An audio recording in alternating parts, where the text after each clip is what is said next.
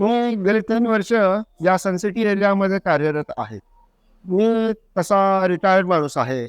मी आसपास कुठे ना कुठेतरी काहीतरी ब्रेकफास्टसाठी फिरत असतो आणि एकदा मी सहज दामले टिफिन फूड सर्व्हिसेसकडे इथं आलो आणि माझं सहज लक्ष गेलं आणि मी चौकशी केली.